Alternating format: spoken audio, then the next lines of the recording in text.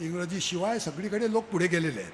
मी आता सांगितलं तुम्हाला, अगदी चीनी घ्या, जपानी घ्या, सगळे लोक इंग्रजीशिवाय पुढे गेले आहेत. इंग्रजी येणारे जे काही गुलाम राष्ट्र आहेत ती सगळी मागे राहिलेली आहेत.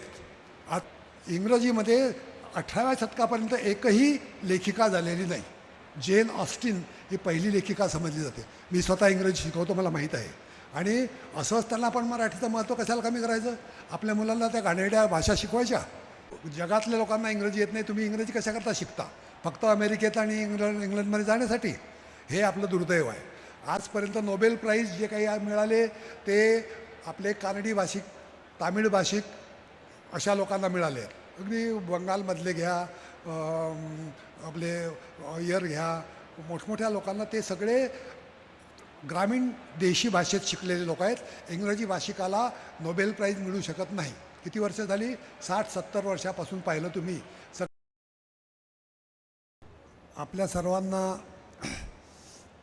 जितपत सहन होईल तितपत मी बोलणार आहे, कारण उशीर खूप होतो आहे. पण मी प्रयत्न करतो माझं काय मनोगत आहे ते थोडक्यात सांगण्याचा. व्यासपीठावरचे माझे मान्यवर मित्र आणि माझ्यासमोरचे सगळे आपण मराठीप्रेमी लोक, या सगळ्यांना मी प्रथम अभिवादन करतो. आणि ह्या सोहळ्याला आपण हजर राहिलात आणि मला बोलण्याची संधी दिली याबद्दलही मी आधीच आभार मानून टाकतो. आणि थोडक्यात मी माझं मनोगत सांगतो. हल्ली काय होतं आहे की जिकडे तिकडे मराठी कमी होणं असं एक प्रयत्न सगळीकडे मोठ्या प्रमाणात होतो. आणि ते मराठी लोकच जास्त जोरात करत आहेत. शाळा बंद पाडणं, आपली मुलं इंग्रजी शाळेत घालणं, आपल्या मुलांना शक्यतो इंग्रजी कसं चांगलं येईल पण मराठी खराब आलं तरी चालेल, कारण इंग्रजीच्यामुळे नोकऱ्या मिळतात असा एक गैरसमज आहे. हे काही मला अनुभवाने काही पटत नाही. कारण मी स्वतः प्राध्यापक अनेक ठिकाणी शिकवलं आहे. आणि माझ्या MAच्या वर्गात इंग्रजीला मी शिकवलं, मुंबई विद्यापीठातलं सांगतो की माझ्या MA इंग्रजीच्या वर्गात जी काही मुलं असतात MA होणारी, ती सगळी अशी कोकण, मराठवाडा, खानदेश, नाशिक आणि ग्रामीण भागातली मुलं MA इंग्रजीपर्यंत येतात. पण इंग्रजी मीडियमचा एकही मुलगा वर जाऊ शकत नाही. हे अगदी माझं अनुभव म्हणून सांगतो. अनेक वर्ष मी शिकवलं आहे. कारण ही माणसं काय म्हणतात, आपल्या ज्या काही संकल्पना असतात त्या लहानपणीच तयार होतात आणि त्या जर इंग्रजीतून झाल्या तर त्या अपुऱ्या होतात. आपल्या मातृभाषेतूनच आपल्या संकल्पना नीट होतात असं अगदी सगळे भाषाशास्त्रज्ञ सांगतात. आणि त्यामुळे आपली मुलं इंग्रजीतून फार फार तर 4थी, 5वी, 6वी आणि SSC फार झालं, BAच्या पुढे इंग्रजीचं कोणी जाऊ शकत नाही. आजपर्यंत अशी उदाहरणं आहेत की हिंदुस्थानात जे काही केलं ते अगदी पूर्वीपासून आजपर्यंत तुम्ही अशा खेडोपाडीच्या मराठी बोलणाऱ्या, कोकणी, खानदेशी, वऱ्हाडी बोलणाऱ्या लोकांनी चांगली कामं केली आहेत. इंग्रजी माध्यमवाल्या एकानेही कुठलंही चांगलं काम कुठेही केलेलं नाही असा माझा अनुभव आहे. तुम्ही जगातली जरी उदाहरणं घेतला, चीन, जपान, कोरिया घ्या, आपले मोबाईल सगळे जगातले कोरिया करतो एवढाचा देश आहे. नाशिक आणि खानदेशात एवढा असेल, कोणीही इंग्रजी बोलत नाही. चीनमध्ये तर आम्ही गेलो होतो तर एक इंटरप्रिटर लागायचा आणि तो रजा होता एक दिवशी, तर आम्हाला बोलताही ना त्यांच्याशी, का इंग्रजी कोणालाच येत नाही. इंडियन लोकांना मात्र इंग्रजी येतं भरपूर, पण उपयोग काय त्याचा?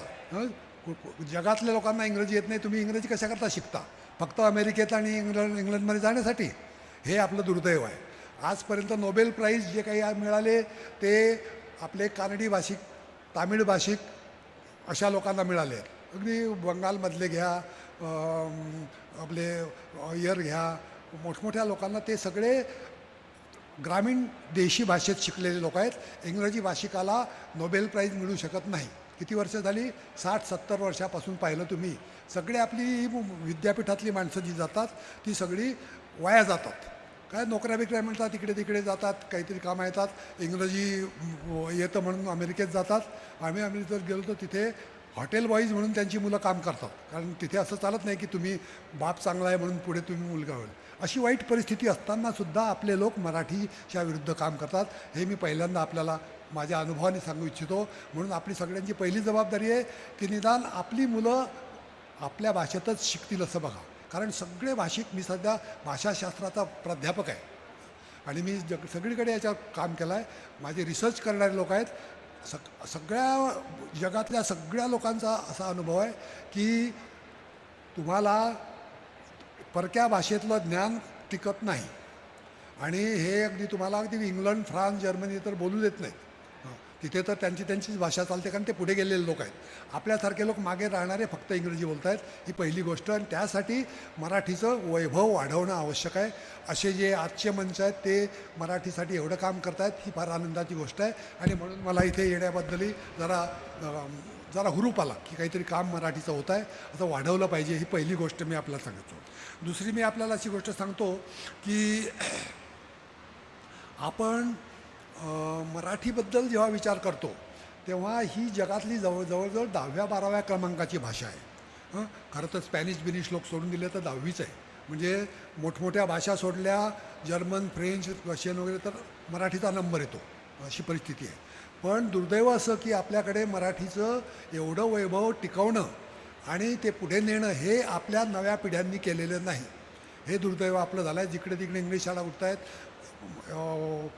मुंबईत दरवर्षी 2-3 मराठी शाळा बंद पडतात कारण सूटबूट घालत नाहीत मुलं. ती पहा इंग्रजी शाळेतली मुलं किती छान सूटबूट घालून जातात, किती छान कपडे घालतात, किती ते फाट इंग्रजी बोलतात.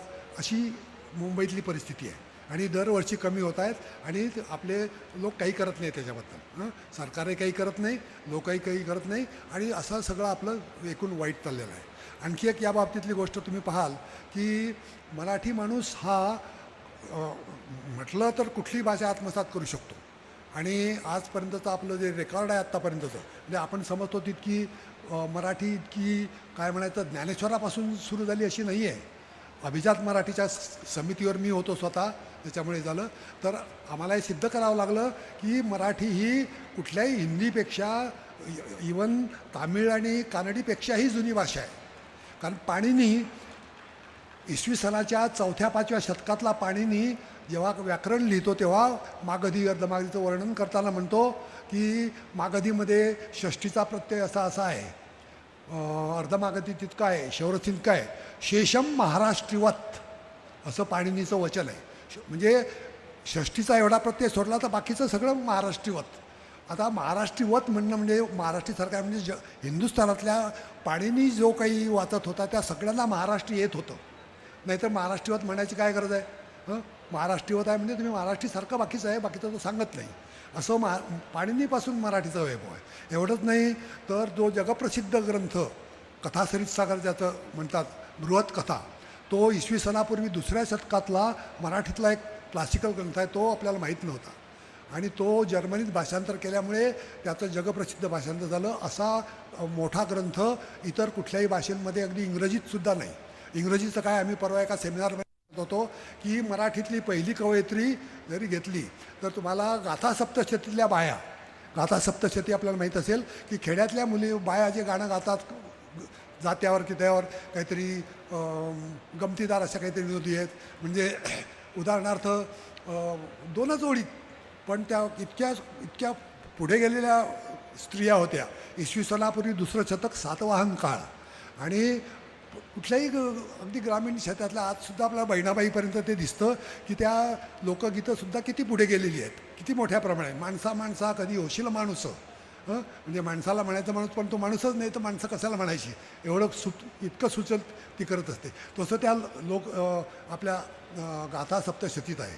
असं आपलं वैभव आहे की गाथा सप्तशतीसारख्या बायकांनी लिहिलं आहे. एवढंच नाही तर आपल्या महदा ईसा 12व्या शतकातली कवयित्री, जनाबाई 12व्या शतकातली, ही एवढ्या आपल्या कवयित्री आत्तापर्यंत पाहत गेलं तुम्ही पहिलं तर जगात कुठे आहेत एवढ्या. इंग्रजीतली पहिली लेखिका कोण आहे? म्हणजे आम्ही विचारतो नेहमी. मराठीतल्या इतक्या सगळ्या आल्या, जनाबाई 12व्या शतकातली एवढी मोठी. पण इंग्रजीमध्ये 18व्या शतकापर्यंत एकही लेखिका झालेली नाही. जेन ऑस्टिन ही पहिली लेखिका समजली जाते. मी स्वतः इंग्रजी शिकवतो, मला माहीत आहे. आणि असं असताना आपण मराठीचं महत्त्व कशाला कमी करायचं? आपल्या मुलांना त्या गाणेरड्या भाषा शिकवायच्या आणि आपलीच एवढी मोठी भाषा शिकवायची नाही. आणि हेही चुकीचं आहे की इंग्रजीमुळे प्रगती होते, ज्ञान मिळतं, वर जातात, हेही चुकीचं आहे. हे आज टिकत नाही, कारण इंग्रजीशिवाय सगळीकडे लोक पुढे गेलेले आहेत. मी आता सांगितलं तुम्हाला, अगदी चीनी घ्या, जपानी घ्या, सगळे लोक इंग्रजीशिवाय पुढे गेले आहेत. इंग्रजी येणारे जे काही गुलाम राष्ट्र आहेत ती सगळी मागे राहिलेली आहेत. आत्ता उदाहरण घ्या, हिंदुस्थान, पाकिस्तान, बांगलादेश, आफ्रिकेतले देश, ईस्ट आफ्रिका, कुठेही यांचं नाव नसतं. नवीन काहीच शोध लागत नाही त्यांच्याकडून, कारण डोकंच चालत नाही तर पुढे काय करणार. 4थी 5वीपर्यंत मी एका इंटरव्ह्यूला गेलो होतो, सहज मुलं भेटली. मी एका मुलाला विचारलं, काय रे तू काय काय करतो? इंग्रजी येतं मला, आय नो इंग्लिश, एवढं फक्त इंग्रजी वाक्य चांगलं आहे. म्हटलं बरोबर आहे, नशीब ते तरी बरोबर. म्हटलं हे उदाहरणार्थ सांग बरं. ते म्हणाले काय, Mary had a little lamb. Lamb म्हणजे काय रे? लॅम्ब, लॅम्ब, लिटल लॅम्ब काय म्हण, it's fleece white as snow. पाठ केलेलं. फ्लीस म्हणजे काय माहीत नाही. स्नो म्हणजे काय? आईस्क्रीममध्ये. स्नो काय आईस्क्रीम असतो काय? स्नो म्हणजे पावसासारखा सुंदर असतो, पडतो, मजा वाटते, उलट लोक खेळतात, असा स्नो असतो माहीत नाही.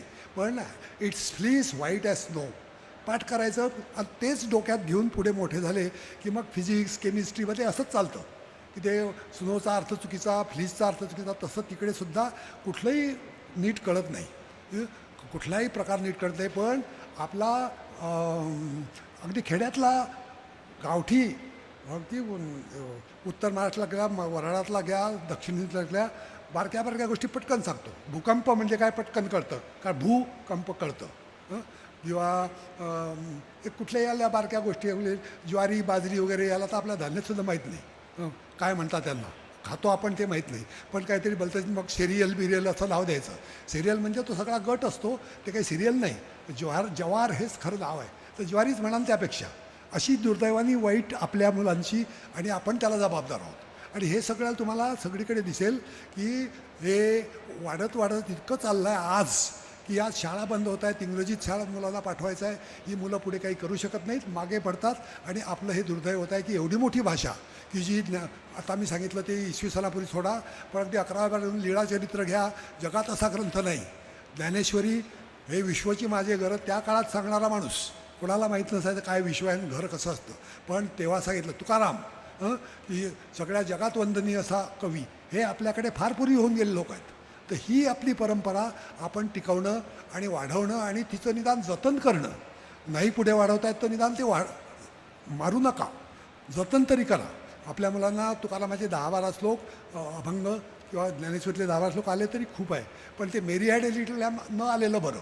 त्यापेक्षा हे तुम्ही शिकला तर तुमचा मुलगा डोकं नीट चालेल, त्याला कळत राहील की विश्व काय असतं आणि घर काय असतं वगैरे वगैरे, या गोष्टी कळतात आणि ती सवय पडते. असं एक दुसरी गोष्ट मी आपल्याला सांगितलो.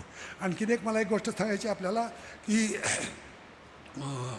जी काही समृद्धी मराठी लोकांनी मिळवली आहे, तिथं आजच आपल्याकडे या भाषावार प्रांतरचनेमुळे जरा मोडतोड झाली आहे. पण संबंध हिंदुस्थान असताना जर तुम्ही पाहायला गेला तर संबंध देशात क्रांती करणारे लोक मराठीचे.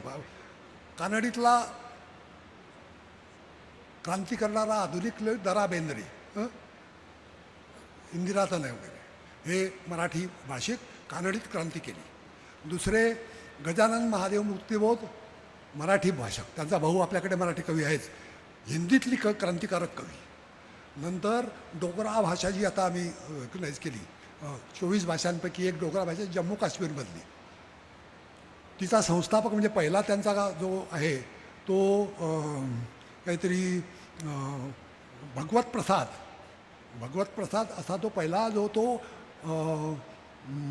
मराठी माणूस होता. कारण हे लोक अहमद शाह अब्दालींनी पानिपतमध्ये पकडून नेले आणि त्यांना बंद करून ठेवलं वर्षभर. हे जेव्हा परत आले, काहीतरी 400-500 लोक होते, तेव्हा पुण्यातल्या लोकांनी त्यांना जवळ घेतलं नाही की तुम्ही यवनाच्या हातातला खाल्ला आहे, आता आमच्याकडे राहू नका, त्याचं तुम्हाला प्रायश्चित्त द्यावं लागेल. प्रायश्चित्त म्हणजे पैसे मारणं आणि सोनं घेणं एवढंच असायचं. तर ते या लोकांनी पैसेच नव्हते तर काय देतील, म्हणून हे सगळेचे सगळे लोक जम्मू काश्मीरमध्ये गेले आणि तिथे आम्ही प्रत्यक्ष पाहिलं. आपली खेडीची खेडी सगळी आपल्या याच्यासारखी आहेत, मराठी बोलणारी अशी आहेत आज. म्हणजे ही सगळी मराठी, म्हणजे अफगाणिस्तान, गांधार, कझाकस्तानापर्यंत मराठी लोक होते, तिथेच सेटल झालेले आहेत. आणि आणखी एक उदाहरण कोणाचं सांगत होतो, ओडिया भाषेत, ओडिया भाषेतला क्रांतिकारक जो समजला जातो तो शिवशरण सिंह असा एक आहे, तो सेनापती असताना तो पहिला तिकडचा ओडियामधला व्याकरणकार आहे. अशी मराठी लोकांची कर्तबगारी सगळ्या भाषांमध्ये आहे.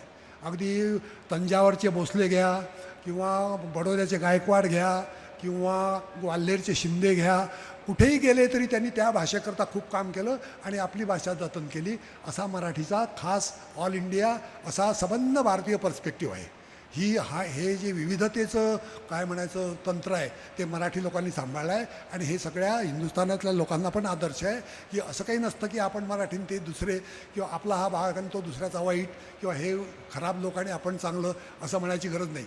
सगळे आपल्याला आपलेच आहेत. ह्या देशातले काय अगदी बाजूचे सुद्धा आपलेच आहेत असं समजून आपले लोक पुढे जातात. हा मराठी लोकांचा काय म्हणायचं अतुलनीय असा जो काही गुण आहे तो आपण वाढवला पाहिजे.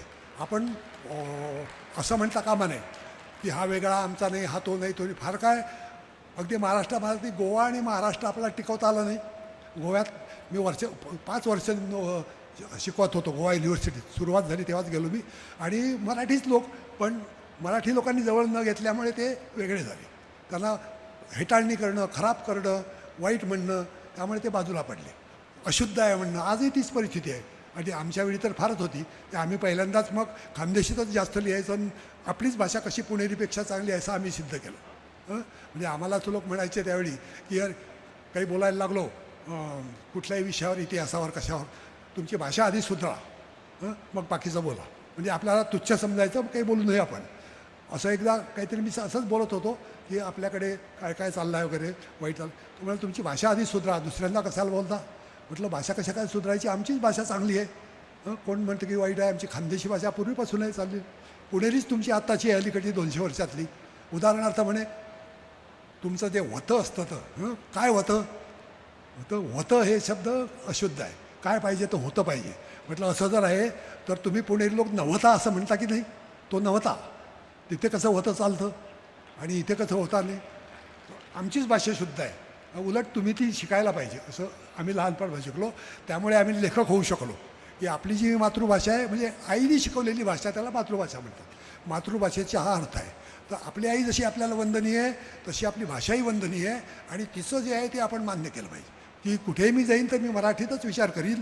आणि त्यामुळेच मी सुद्धा आतापर्यंत पाहिलं की मी अनेक ठिकाणी शिकवलं. अगदी जर्मनीत, फ्रान्स, इंग्लंडमध्ये सगळीकडे मी प्राध्यापक होतो आणि थिंकिंग माझं नेहमी मराठीतच, खानदेशीतच खरं म्हणजे. तो आला नाही असं म्हटलं की प्रश्न मिटतो.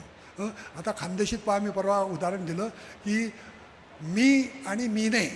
आता मीनं असं म्हटलं कोणी, मी आलो हे बरोबर आहे, पण मीनं तर न प्रत्यय कृतीचा पुणेरी भाषेत देत नाहीत. मी केलं, खानदेशी माणूस मीनं केलं म्हणतो, वऱ्हाडी पण म्हणतो मीनं आलं, मीनं केलं, मीनं रांधलं, मीनं स्वयंपाक केला.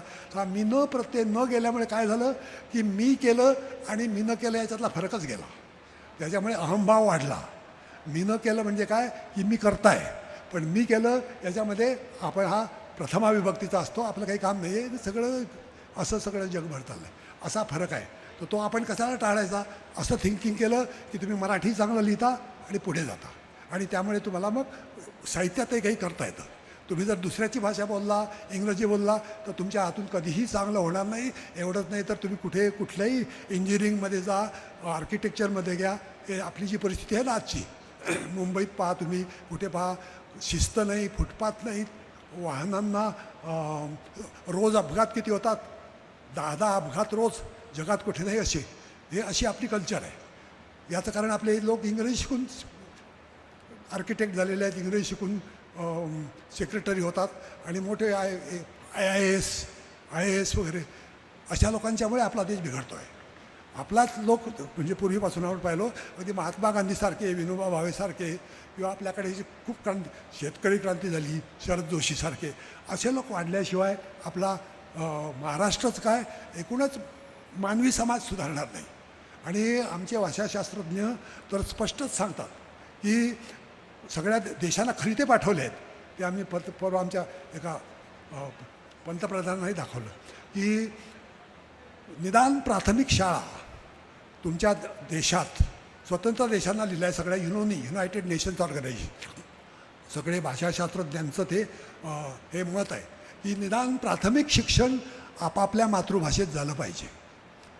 हे मोठमोठे लिंग्विस्ट्स भाषाशास्त्रज्ञ सांगतात.